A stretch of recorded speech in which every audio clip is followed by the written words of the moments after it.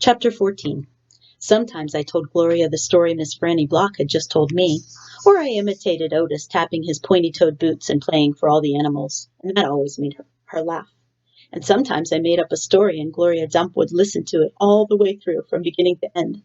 She told me she used to love to read stories, but she couldn't anymore because her eyes were so bad. "Can't you get some really strong glasses?" I asked her. "Child," she said, "they don't make glasses strong enough for these eyes." One day, when the storytelling was done, I decided to tell Gloria that Otis was a criminal. I thought that maybe I should tell an adult about it, and Gloria was the best adult I knew. "Gloria?" I said. "Mm-hmm," she said back. "You know Otis?" "Don't know him, but I know what you tell me about him." "Well, he's a criminal. He's been in jail. Do you think I should be afraid of him?" "What for?"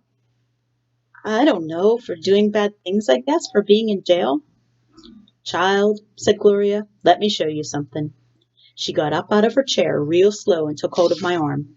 "Let's the two of us walk all the way to the back of the yard." "Okay," I said. We walked, and Winn-Dixie followed right behind us. It was a huge yard, and I had never been all the way back in it. When we got to a big old tree, we stopped. "Look at this tree," Gloria said. I looked up.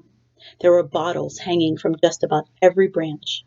There were whiskey bottles and beer bottles and wine bottles, all tied on with string, and some of them were clanking against each other and making a spooky kind of noise. Me and Winn-Dixie stood and stared at the tree, and the hair on the top of his head rose up a little bit. He growled deep in his throat. Gloria Dump pointed her cane at the tree. "What do you think about the tree?" I said, "I don't know. Why are all those bottles on it?" "To keep the ghosts away," Gloria said. "What ghosts?" "The ghosts of all the things I done wrong." I looked at all the bottles on the tree.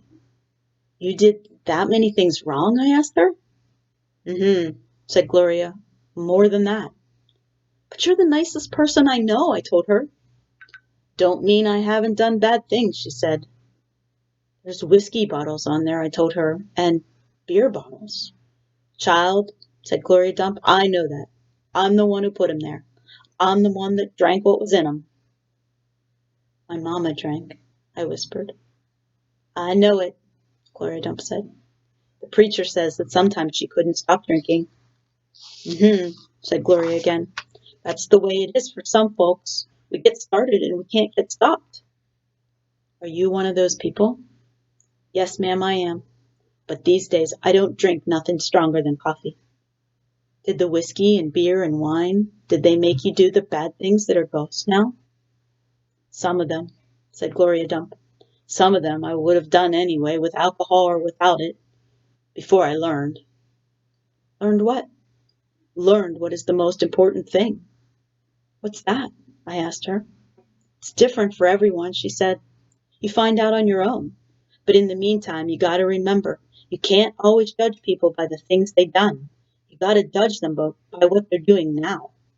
You judge Otis by the pretty music he plays and how kind he is to them animals, because that's all you know about him right now, all right?"